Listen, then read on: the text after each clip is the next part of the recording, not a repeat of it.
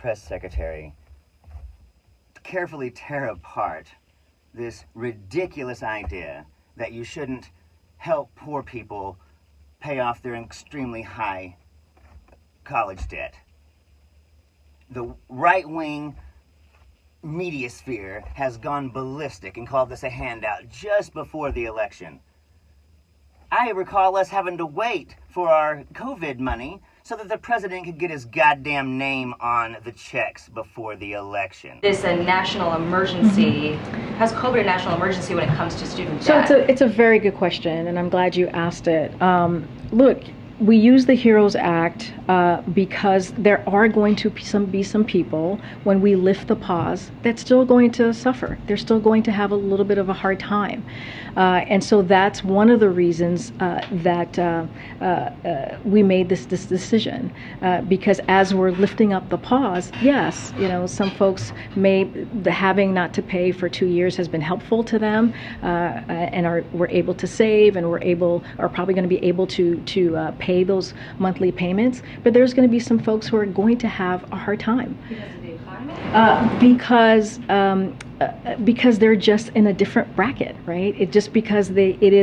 They've probably had a hard time before. We have to remember, this is a system. So he announced the pause, lifting up the pause. He announced the $10,000 and up to $20,000 for Pell Grant recipients who, as I said, many of them have a household nearly making $60,000, and half of the Pell Grant recipients are $30,000 a year household. And so the other piece of that is a reform, right? Reforming the system as well, so we can help nurses, so we can help construction workers, so we can help firefighters, and making sure that their payment are cut in half as well. Because remember, these are some of our first respondents, right, who also suffered so much from the past 2 years. So he wanted to make sure he gave them a little bit of relief, understanding that some folks are just going to have a little bit of a harder time, even though we're coming out of a pandemic and the economy has been turned back on because of the work that this president has done.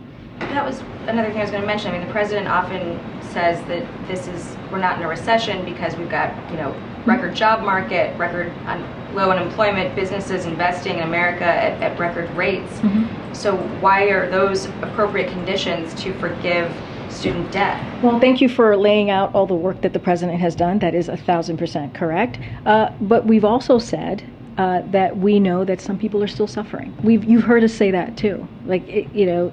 Yes, the economy can be turned back on, and we've created, to what you've just laid out, nearly 10 million new jobs since the president took office. That matters. The economy is stronger than it's been in some time. And we have said that, you've heard the president say that, there's still some folks who need a little bit more help.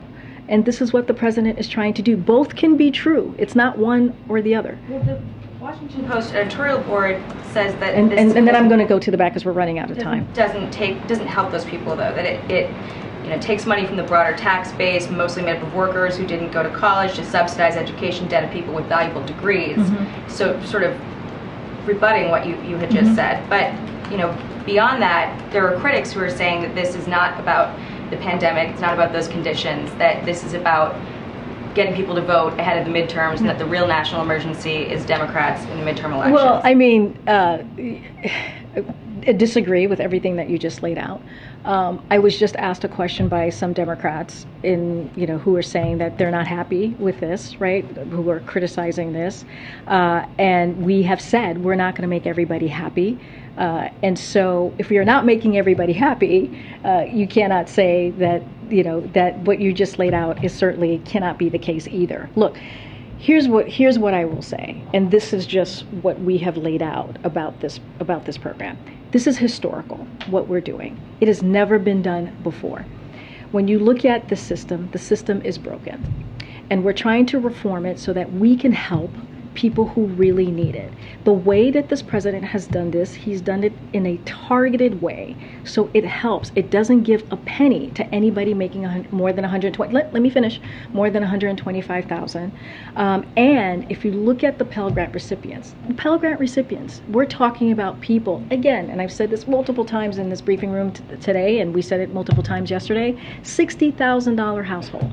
We're talking about $60,000 household. And cut in half, right? There are people we're talking about people, Pell Grant recipients that are at $30,000 households. I mean, that's the people that we are going to help. Again, nurses, construction workers. When you think about the reform, I mean, we've just gone back. You've made your point. I've made my point. I'm going to move on because we are actually running out of time. Go ahead, way in the back. Go ahead. No, way in the back. Owen. When Republicans help somebody, it's, good for business. When Democrats help somebody, that's a huge handout. I'm Zachariah, Lone Star Liberal.